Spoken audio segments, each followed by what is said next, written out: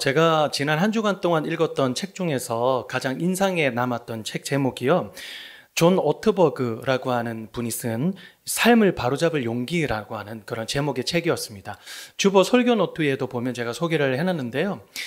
이분이 지난 삶을 돌아보면서 인생을 딱 네 글자로 요약을 할 수 있다 표현을 했는데요. 바로 통제 안 됨이라고 표현을 했습니다. 본인의 삶을 돌아봤을 때 자신의 인생이 바로 이 네 글자로 표현이 된다라고 하는 것이죠. 실례로요, 이분이 참 설교를 잘하시는 분이시고 굉장히 즐기는 분이셔서요, 사람들에게 참 초청을 많이 받아 설교를 하시는 분이신데 단점이 하나 있었습니다. 그게 뭐였냐 보니까 설교를 할 때 기절을 자주 하셨다는 거예요.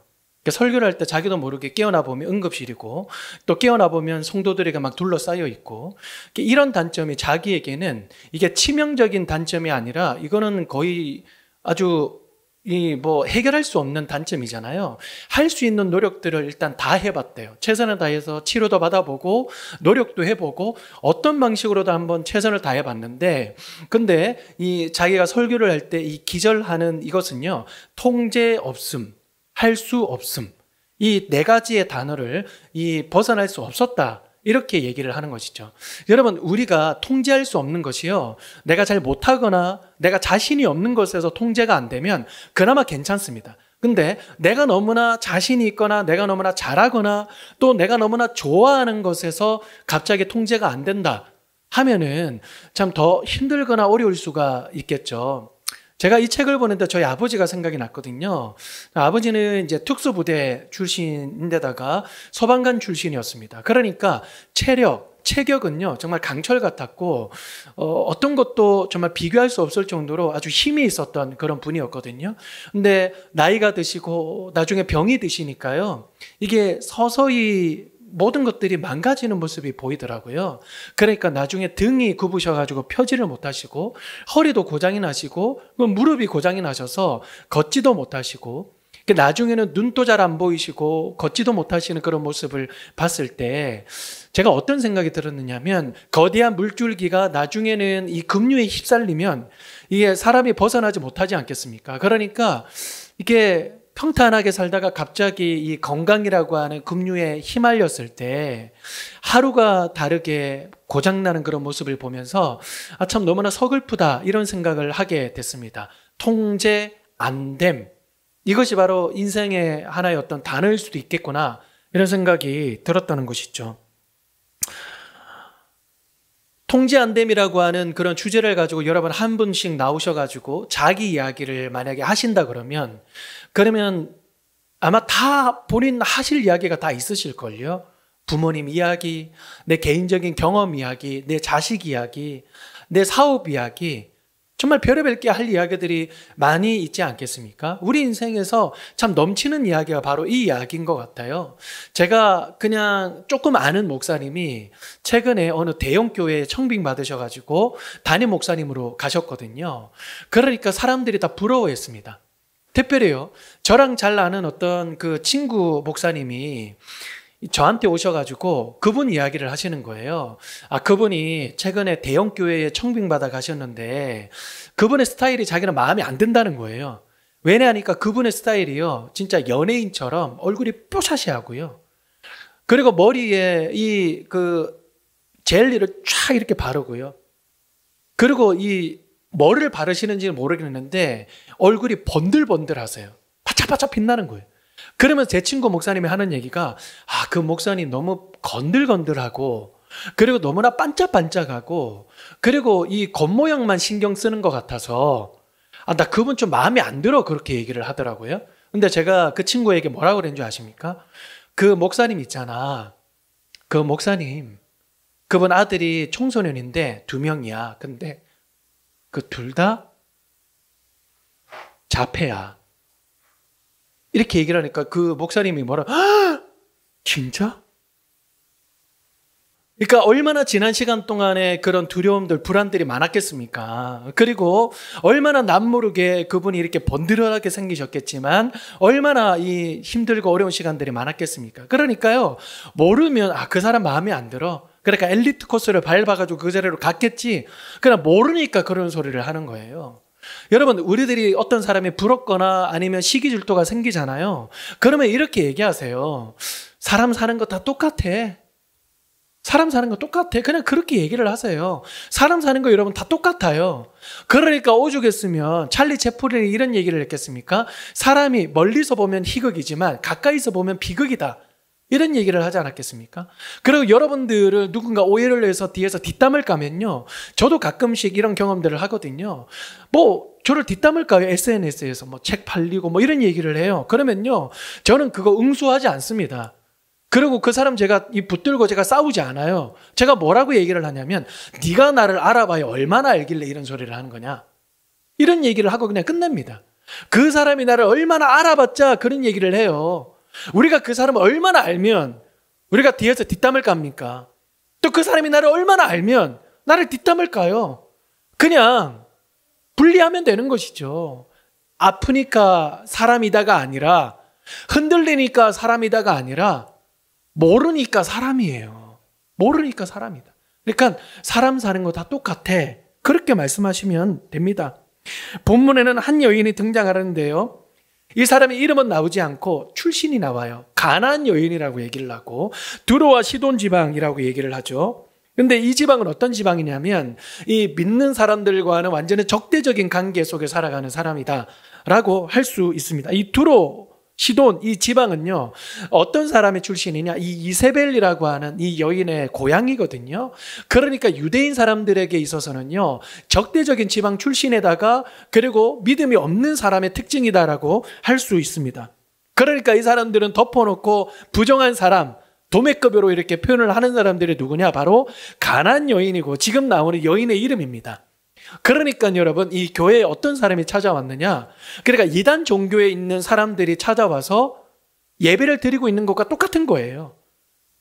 우리 집 뒤에 보면요, 하나님의 교회가 있거든요. 근데 하나님의 교회 출입문에 뭐라고 써져 있는 줄 아십니까? 신천지 출입 금지 이렇게 써져 있습니다. 그 사람들 간에도요, 서로 싫어해요. 서로 싫어해요. 그러니까 이 믿지 않는 이 사람들 안에서 이 서로가 이렇게 찾아오는 그런 모습이다라고 할 수 있는 것이죠. 근데 이 사람이 뭐를 하고 있습니까? 소리를 질러서 예수님의 이름을 부르죠. 나사렛 예수여, 나를 불쌍히 여기소서. 그 이유가 무엇입니까? 내 딸이 흉악한 귀신에 들렸습니다. 고통당하고 있습니다. 나를 불쌍히 여기소서. 이렇게 고백합니다. 이렇게 고백을 할 때 성경은 나오지는 않지만 그 여인의 삶의 인생이 보이지 않습니까? 얼마나 힘들었을까? 얼마나 막막했을까? 얼마나 답답했을까? 아마도요, 아마 이 친구가 할 일은 다 했을걸요. 그러니까 사람들에 숨겨서 어떻게든 이 아이를 고치기 위해서 아마 최선을 다했을 거고요. 용하다고 하는 의인을 찾아가가지고 의원을 만나서 이렇게 한번 고쳐보려고 노력을 했을 거고요.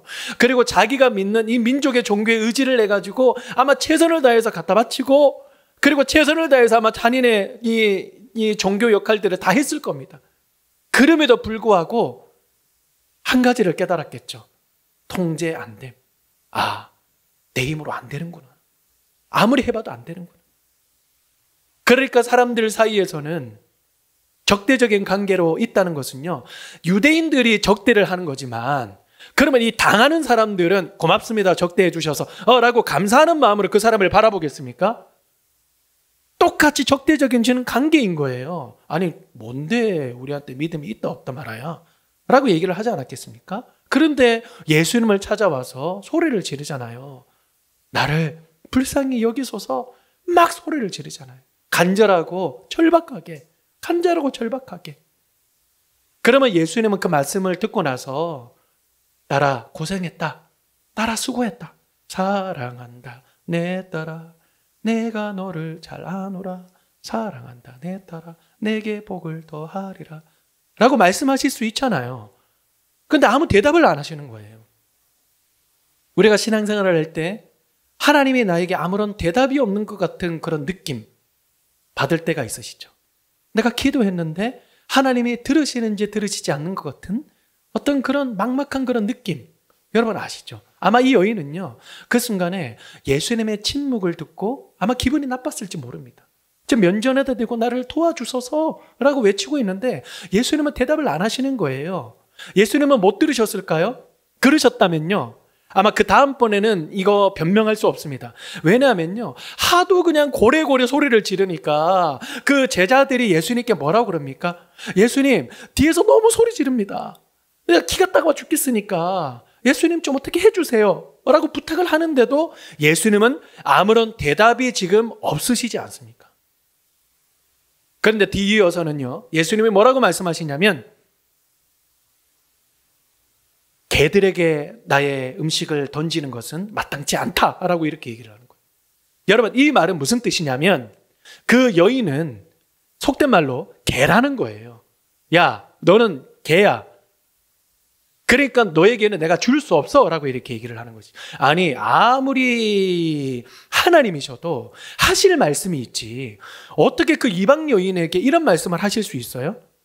그리고 예수님은 사랑이 많으신 분이잖아요. 근데 자기를 도와주소서라고 외치고 있는 그 여인에게 너는 개다라고 얘기하는 게 이상하지 않습니까? 심지어는요, 예수님이 이런 가난 여인과 같은 이방 여인을 평상시에 무시하셨다면, 평상시에 가까이 하지 않으셨다면, 그러면 좀 이해가 될 텐데, 평상시에는 그렇게 사람들에게 버림받는 장기 이방인들과 함께 하시는 그 예수님이 왜 개들에게 던짐이 마땅치 않다, 너는 개다라고 이렇게 얘기를 하셨을까요? 이 여인이 그 얘기를 듣고 난 다음에 마음이 어땠을까요?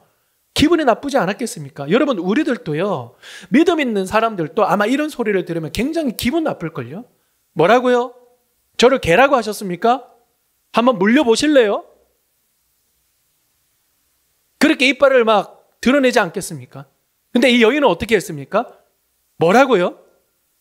지금 저한테 개라고 하셨습니까? 어떻게 하셨어요?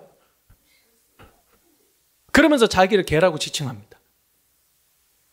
제 주인에서 떨어지는 부스락이라도 저에게는 필요하오니 하나님의 은혜를 주시옵소서, 이렇게 고백하잖아요. 어느 성경학자가요, 성경을 딱 두 단어로 표현을 할 수 있대요. 첫 번째, 하지만 나는 아닙니다. 나는 못합니다. 그 다음에, 그러나 하나님은 하십니다. 하지만 나는 못합니다. 그러나 하나님은 하십니다. 하나님이 모세를 부르셨을 때 너 가라. 하지만 나는 못합니다. 기도를 불러서 너 가라. 하지만 나는 못합니다. 에스더를 불러서 너 가라. 하지만 나는 못합니다. 베드로를 불러서 너 오른쪽에 그물을 던져라. 하지만 나는 이제까지 실패하였습니다. 하지만 나는 못합니다. 나는 할 수 없습니다. 이 고백이요, 성경의 절반을 해당을 한다는 거예요.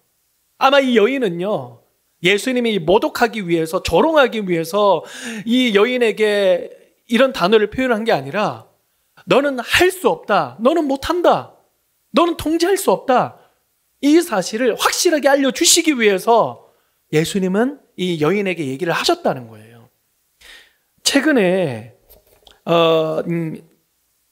인생학교라고 하는 그 유튜브에 결혼하는 법이라고 하는 컨텐츠가 올라왔습니다. 그런데 이게 한 수백만 조회수를 기록을 했거든요. 전 세계 사람들이 정말 많이 봤습니다. 여기에서 사람들이 열광을 했던 이유는 뭐냐면 바로 이 첫 번째, 너는 못한다라고 하는 메시지 때문이었습니다. 여기에서 가르치는 핵심은 뭐냐면, 너는 못한다라고 하는 핵심인데요, 부부가 서로가 뭐라고 고백을 하게 하느냐, 이렇게 읽게 만듭니다. 나는 완벽한 사람입니다. 나는 준비된 사람입니다. 나는 감정을 잘 다루는 사람입니다. 그리고 나는 인격적으로 성숙한 사람입니다. 이렇게 외치게 하는 것이 아니라 뭐라고 외치게 하느냐면, 나는 감정을 성숙하게 표현하는 데 서투른 사람입니다. 작은 일 때문에 삐치고 시기심 때문에 빠지고 두려움을 숨기고 옹졸해지고 미움을 품습니다. 우리는 둘 다 정신이 완벽하거나 건강하지 못합니다. 그러니까 서로를 망가진 사람으로 대하겠습니다. 이렇게 고백하게 만든다는 거예요. 두 사람뿐만 아니라 이 하객 사람들도 이렇게 공통적으로 다 같이 읽는데요, 뭐라고 하냐면 하객들도 다 같이 일어나서 이렇게 고백합니다. 우리는 모두 망가져 있습니다. 바보 같은 짓을 저질렀습니다. 우리는 이상한 사람들입니다. 삐치고 화내고 내 실수를 남 탓하고 이상한 집착을 보이고 양보하지 않습니다. 우리는 두 사람만 문제가 있는 것이 아니라는 사실을 알고 이들이 덜 외롭도록 여기에 왔습니다. 우리가 모든 것을 다 알지는 못하지만 두 사람을 이해합니다. 그 두 사람도 약한 사람들이고 그 두 사람을 응원하는 우리들도 약한 사람들입니다. 이렇게 고백한다는 거예요. 그러니까 여러분 여기에서 핵심이 뭐예요? 나도 고장난 사람이고 너도 고장난 사람이고, 그러니까 당신을 완벽한 사람, 나에게 최선을 다해서 해줘야 되는 사람으로 보는 게 아니라 당신도 고장난 사람으로 대하겠습니다. 여러분 이것이 있어서 인생에 있어서 굉장히 중요한 지혜라고 얘기를 하는 거예요. 성경 속에서도 나는 할 수 있어요, 나는 잘해요 가 아니라 나는 못합니다. 이 고백이 예수님 앞에 나아가게 만드는 힘을 주는데요. 하지만 나는 못합니다. 그 다음에 뭐예요? 그러나 하나님은 하십니다 라는 고백까지 나아가게 만들기 때문입니다. 사람으로는 할 수 없으되 하나님은 하실 수 있느니라. 힘과 능력으로는 안 되지만 오직 하나님의 영으로 되느니라. 내가 종일 도살량처럼 여김을 받았지만 그러나 우리를 사랑하시는 이로 말미암아 우리가 넉넉히 이겨내니라 고백을 하잖아요. 여러분 여기에서 우리가 이 믿음을 얻는 것 아니겠습니까? 어느 유명한 목사님이요, 제자들 12명을 데리고 지방에 내려가셔서 전도를 하셨습니다. 유명한 이야기예요. 여러분 또 아실 수 있습니다. 내려갔더니 한 여인이 귀신이 들린 여자분이 있었는데요, 막 소리를 지르고 막 욕을 하고 있는 거예요. 하나님을 향해서, 또 믿는 사람들을 향해서. 그러니까 너무나 가슴이 아프니까요, 목사님이 제자들을 모아다가 삥 둘러섰습니다. 옆에 있는 사람 손을 잡고요 간절히 기도했습니다. 이 여인에게서 귀신이 떠나가도록 열심히 기도하고 있었어요. 근데 한참 기도를 받던 이 여인이 막 웃더니요, 막 소리를 막 지르는데 사람들이 뭔가 털이 쭉 뼈서는 그런 이상한 기분으로 다 눈을 떴어요. 목사님도 눈을 떠서 그 여인을 딱 바라보는데 그 여인이 그 목사님을 똑바로 쳐다보고 이렇게 얘기를 했다 그러잖아요. 야, 너네들 지금 나한테 와서 기도하고 있는데 너네들 다 나한테 안 돼. 내가 하늘에서 너희들 서울에서 지방까지 내려오는 거 나 다 지켜보고 있었거든. 너네들 나한테 안 돼. 너네들 뭔데 나한테 나가라 그래. 특별히 목사 너는 나한테 더 안 돼. 네가 뭐라고 지금 나한테 나가라고 그러니? 더 기도하고 와. 더 말씀 보고 와. 이런 소리를 했다는 거예요. 그때 막 청년들은 다리를 후들후들거리면서 두려워 떨었고요. 이 목사님은요, 쥐구멍이라도 있으면 들어가고 싶었겠지 않겠습니까? 근데 이 목사님이 뭐라고 그랬냐면 그분을 똑바로 쳐다보고, 맞아. 너 말 다 맞아. 이제까지 내가 나한테 했던 말 하나도 틀린 말이 없어. 나는 연약해. 나는 부족해. 나는 할 수 있는 것이 없어. 특별히 너에 비하면 나는 아무것도 할 수 있는 것이 없어. 그러나 내가 믿는 주 예수 그리스도는 이 세상 그 누구보다도 강하셔. 이 세상 그 누구보다도 능력이 있으셔. 내가 믿는 주 예수 그리스도 이름으로 다시 너에게 명한다. 떠나가라. 그러니까 떠나가더래요.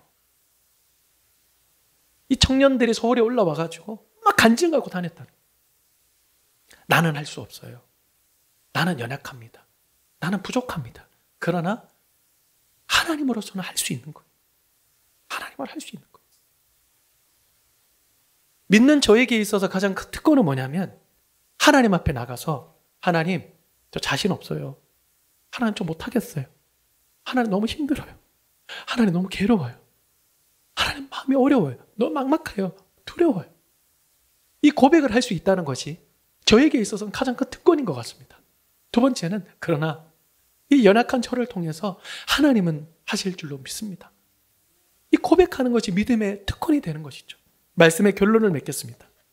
그렇게 고백을 했던 이 가난 여인에게 예수님은 네 믿음이 크도다. 네 믿음대로 되리라 라고 말씀하셨습니다. 이 여인에게 믿음이 크다 말씀하셨습니다. 믿음이 크다는 사실은 무엇입니까?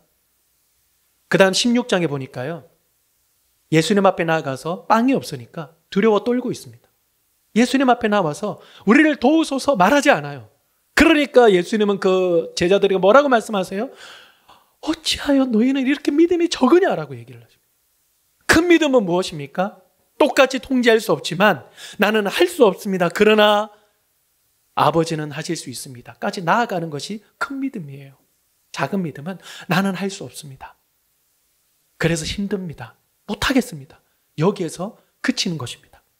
이번 한 주간 동안 자신감은 떨어지고 열등감은 올라오고 불안감은 계속해서 치오르고 있고 그런 미래에 대한 막막함은 계속해서 우리를 괴롭히고 있고 언제 이렇게 풀리게 될지 손에 잡히는 것 하나 없는 그런 상황이지만 그러나 아버지는 하실 수 있으십니다. 나사렛 예수여 우리를 불쌍히 여기소서. 고백하며 승리할 수 있는 우리가 되기를 간절히 소망합니다.